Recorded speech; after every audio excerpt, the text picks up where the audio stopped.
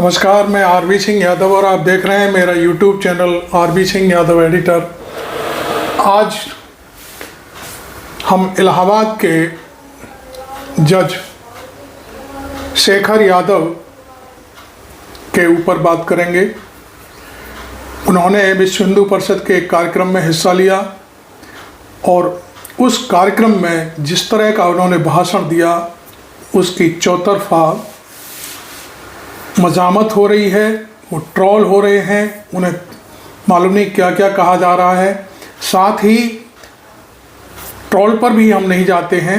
इस मामले में सुप्रीम कोर्ट ने उनके भाषण को सुनने के बाद और एक शिकायत पर संज्ञान लिया है और उन्होंने उनके सारे भाषण की जो भी उन्होंने भाषण दिया है इलाहाबाद हाई कोर्ट से वो कॉपी तलब कर ली है।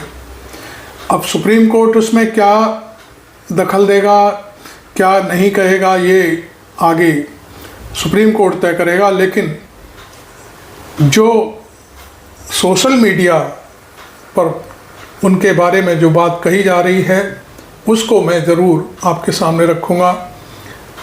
हमारे देश के जाने माने तीखे स्वर में और बहुत ही उम्दा बात करने वाले नवीन कुमार ने अपना एनालिसिस उनके भाषण की हर वाक्य को सामने रख कर के उनके बारे में क्या क्या कहा है वो मैं आपको पहले सुनवाता हूं और उसके बाद फिर मैं आपसे बात करूंगा।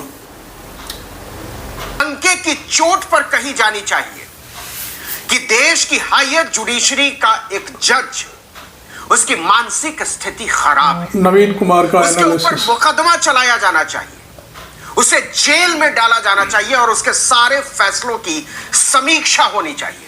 लेकिन जो कठमुल्ला है जिसे कह दीजिए आप, सब गलत है, लेकिन कहने में गुरेज नहीं, क्योंकि वो देश के लिए घातक है, जी हाँ, इलाहाबाद हाई कोर्ट के जस्टिस शेखर यादव पागल हो गए। मैं शब्द इस्तेमाल कर रहा हूं, पागल हो गए।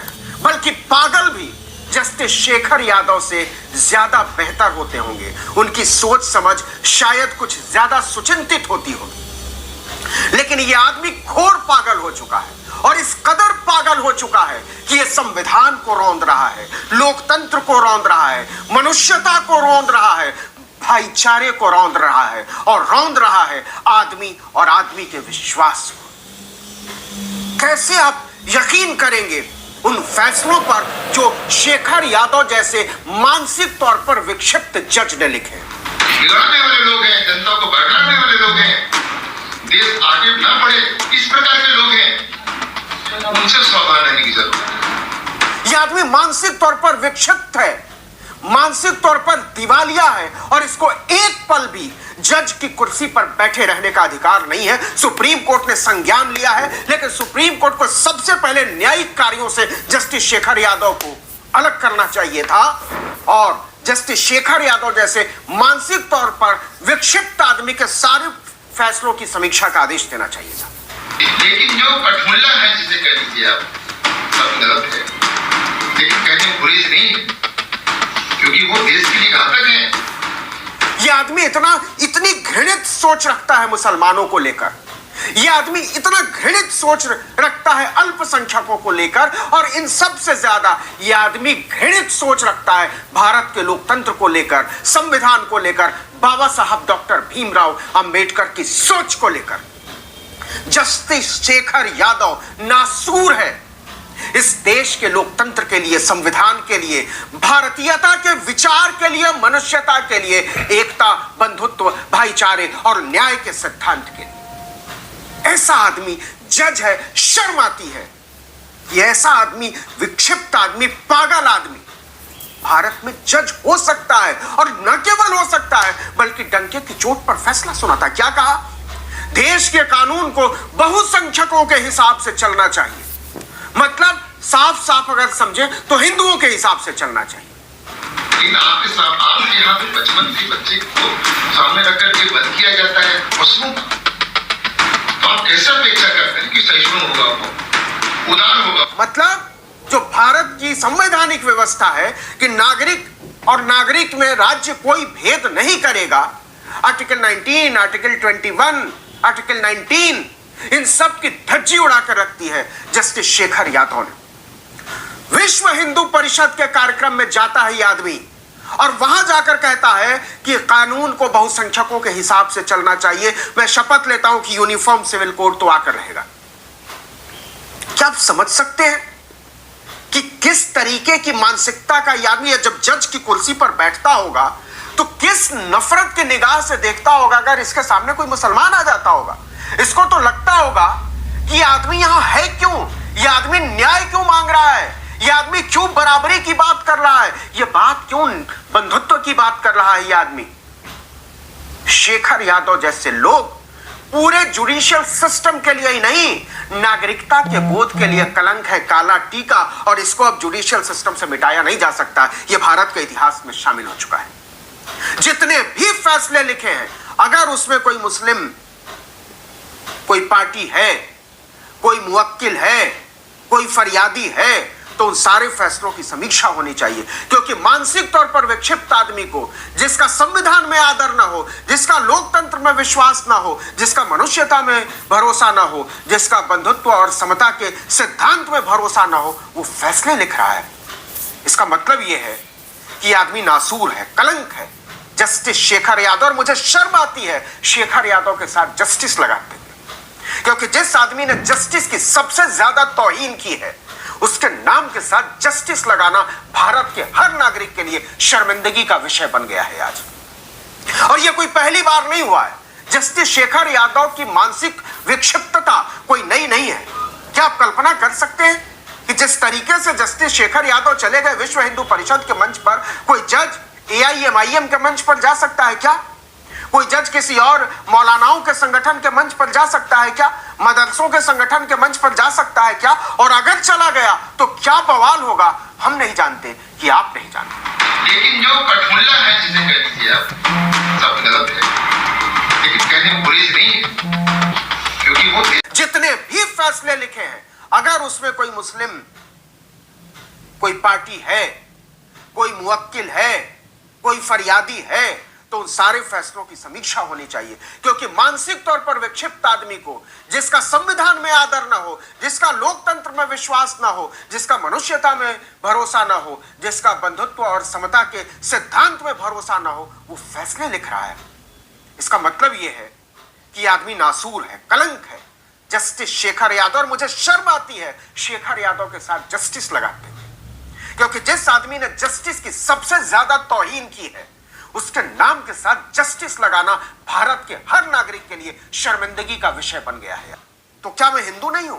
और किसकी औकात है जो मुझे हिंदू होने से खारिज कर दे? हमारे यहाँ बच्चा पैदा होता है, बचपन काल से उसको ईश्वर की ओर बढ़ाया जाता है, वेद मंत्र पढ़े जाते हैं, अहिंसा के बारे में ले जाया जाता है, तमाम चीजें बताई जाती हैं। लेकिन आपके यहाँ तो बचपन से बच्चे को सामने रख करके वध किया जाता है पशुओं का। तो आप कैसे अपेक्षा करते हैं कि सहिष्णु होगा, वो उदार होगा? तो मूर्खता के प्रतिमूर्ति जज साहब, जरा पता करिए कि भारत के कितने लोग पढ़ते हैं वेद और पुराण, कितने ब्राह्मण पढ़ते हैं वेद और पुराण। चतुर्वेदी, द्विवेदी, त्रिवेदी, ये नाम ही रह गए हैं। तो आपके चीखने से, चिल्लाने से कोई फर्क नहीं पड़ता। सच यह है कि वेद और पुराण पढ़ने के लिए और उसकी शिक्षा देने के लिए, टुच्चेपन की हद तक उतरने के लिए आपको जज नहीं बनाया गया था। आपको जज इसलिए बनाया गया था कि आप पुराण को नहीं, संविधान को फॉलो करें, और संविधान को अपने जूते से रौंदने की हिम्मत कैसे होती है आपकी? जस्टिस शेखर यादव, आप कलंक हैं भारत के हर उस आदमी के लिए जो न्यायिक व्यवस्था में यकीन करता है। हर तरफ से ठुकरा दिए जाने के बाद कोर्ट पहुंचता है कि यहां इंसाफ मिलेगा, निचली अदालत में जाता है, ऊपरी अदालत में जाता है, सुप्रीम कोर्ट में जाता है, लेकिन वहां आप जैसे टुच्चे लोग बैठे हुए हैं जिसका संविधान में कोई भरोसा ही नहीं है, न्याय में कोई भरोसा ही नहीं है, कानून में कोई भरोसा ही नहीं है, क्योंकि आप जैसे टुच्चेपन की प्रतिमूर्ति ये कहते हैं कि न्याय बहुसंख्यकों के हिसाब से चलना चाहिए। और क्या कहा? नरेंद्र मोदी को यह आदमी विश्व गुरु मानता है। मानो भाई, हर एक आदमी का, नागरिक का अधिकार है विश्व गुरु मानो, किसी को भी मानो, लेकिन इसके साथ यह कहना कि केवल हिंदू ही हो सकता है और कोई नहीं हो सकता। यह बताता है कि आपकी सोच कितनी ओछी और कितनी छोटी है। और सॉरी मिलॉर्ड, शर्म आती है आपको मिलॉर्ड कहते हुए। इसके बाद क्या कहते हैं ये इसी विश्व हिंदू परिषद के फंक्शन में कि अगर हम अभी भी सचेत नहीं हुए, इस रास्ते पर नहीं चलना शुरू हुए, तो हमारा देश तालिबान बांग्लादेश में तब्दील हो जाएगा। अरे आप जैसे जज रहेंगे ना तो देश को तालिबान और बांग्लादेश होने के बारे में भविष्य काल की बात नहीं करनी। आप जैसे जजों ने बना दिया है। आपका बूता चले तो आप आज भारत को तालिबान बना दे जज साहब, आप आज भारत को बना दे बांग्लादेश से भी बुरी हालत में ला दे। लेकिन अच्छी बात यह है कि भारत के लोग आप जैसे जजों को आज भी शर्मिंदगी की प्रतिमूर्ति कहने की हिम्मत रखते हैं। नागरिकता का बोध जिंदा है अभी। आप जैसे लोगों के तमाम टुच्चेपन के बावजूद संविधान में लोगों का भरोसा कमजोर नहीं हुआ है, लोकतंत्र में लोगों का भरोसा कमजोर नहीं हुआ है, समता, न्याय, बंधुत्व, भाईचारे के सिद्धांत में लोगों का भरोसा कमजोर नहीं हुआ है। और इसलिए आप जैसे लोग चिल्लाते रहिए, कोई फर्क नहीं पड़ेगा इस देश की स्थिति पर, इस देश की सूरत पर। लेकिन हां, भारत के जुडिशियल सिस्टम को सोचना है कि जस्टिस शेखर यादव जैसे लोग हाईकोर्ट के जज बन कैसे जाते। उस दिन क्यों नहीं हटाया जस्टिस शेखर यादव को, जिस दिन कह दिया था कि कठमुल्ले और उनके बच्चे कैसे सहिष्णु बनेंगे। उनके सामने वो बचपन से अपने सामने जानवरों को कटते हुए देखते, हिंदू नहीं देखते। हमने नहीं देखी बलि होते हुए, बकरों की बलि होते हुए, मंदिरों में चढ़ाई होते हुए, फरसे और तलवार से काटी जाती हुई गर्दनें हमने नहीं देखी। हमारे यहाँ बच्चा पैदा होता है, बचपन काल से उसको ईश्वर की ओर बढ़ाया जाता है, वेद मंत्र पढ़े जाते हैं, अहिंसा के बारे में ले जाया जाता है, तमाम चीजें बताई जाती हैं। लेकिन आपके यहाँ तो बचपन से बच्चे को सामने रख करके वध किया जाता है पशुओं का। तो आप कैसे अपेक्षा करते हैं कि सहिष्णु होगा, वो उदार होगा। एमएसएमई बिजनेस ओनर के बच्चे जस्टिस शेखर यादव 2021 में, सितंबर 2021 की बात है, जावेद का मुकदमा गया था एक प्रतिबंधित पशु को मारने के आरोप में। और क्या कहा था इस जस्टिस शेखर यादव ने? क्या कहा था कि गाय को राष्ट्रीय पशु घोषित करना चाहिए। वाह जस्टिस शेखर यादव, आपका काम यह है कि आप किसी चीज को राष्ट्रीय पशु घोषित करवाओ, आप किसी चीज को। और जो आदमी, आप सोचिए कि जब जावेद सामने खड़ा होगा न्याय के लिए, और जो जज, टुच्चा जज, खिलौना जज, बेशर्म जज ये कहता है कि मुसलमान तो सहृदय हो ही नहीं सकते, वो जावेद जब खड़ा हुआ होगा कटघरे में तो क्या सोचता होगा ये टुच्चा आदमी, जिसने कहा कि गाय को राष्ट्रीय पशु घोषित कर देना चाहिए और गोरक्षा को फंडामेंटल राइट बना देना चाहिए, मौलिक अधिकार बना देना चाहिए। मौलिक अधिकार समझते हो जस्टिस शेखर यादव? समता और न्याय, बराबरी के मौलिक अधिकार की रक्षा तो तुम्हारे जैसे टुच्चे कर नहीं पा रहे हैं, और आप कहते हो कि गोरक्षा को मौलिक अधिकार बना देना चाहिए। पता है गोरक्षा अगर मौलिक अधिकार हो गया तो क्या होगा? आज क्या स्थिति है?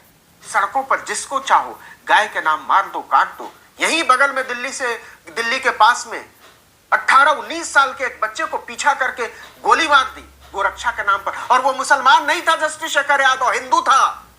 तुम्हारे जैसे बेशर्मों की वजह से आज इस देश की स्थिति हुई है। लेकिन जो सबसे जरूरी बात है वो ये कि जस्टिस शेखर यादव का नकाब उतर गया, चेहरा उतर गया, उसका टुच्चापन जाहिर हो गया।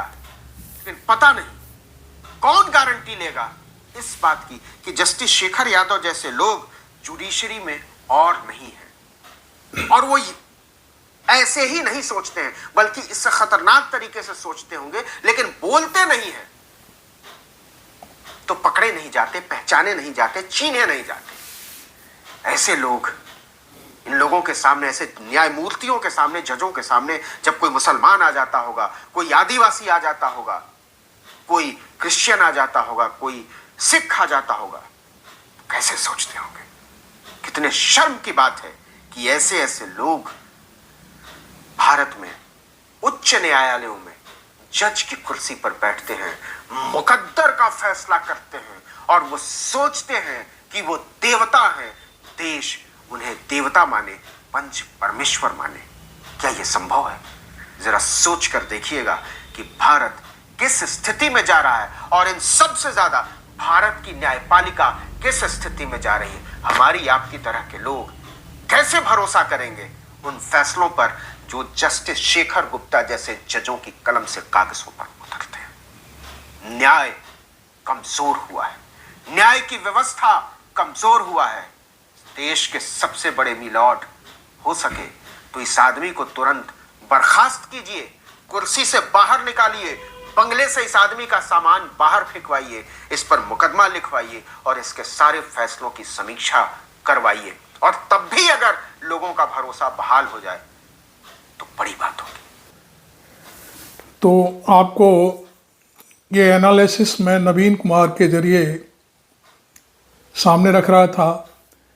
उन्होंने नवीन कुमार के भाषण के एक एक वाक्य की समीक्षा की और धज्जियां उड़ा दी कि आखिरकार ये व्यक्ति ऐसा कैसे बोल सकता है, मुसलमानों को इस घृणित दृष्टि से देखता है, तो उसकी संविधान में क्या सोच होगी, संविधान को मानता भी है कि नहीं मानता है ये तो पता नहीं। बहुत सारी चीज़ें हैं, चूँकि अब सुप्रीम कोर्ट में मामला पहुंच गया है। सुप्रीम कोर्ट इस मामले में कैसी दखलंदाजी करते हैं, क्या करते हैं, ये अब सबके सामने आने वाला है। और सारी चीज़ें हम भी वेट करेंगे कि भाई सुप्रीम कोर्ट इसमें जो जनता की राय है उसकी तरफ ध्यान देते हुए इस फैसले को करे। तो खैर, लेकिन ये बात ज़रूर है कि शेखर यादव ने वास्तव में एक जज के रूप में पूरी तरह से पूरी जुडिशरी के ऊपर प्रश्न चिन्ह खड़ा कर दिया है। आपने मेरा चैनल अभी तक सब्सक्राइब नहीं किया तो ज़रूर कर लें। Thank you very much. मैं आरबी सिंह यादव।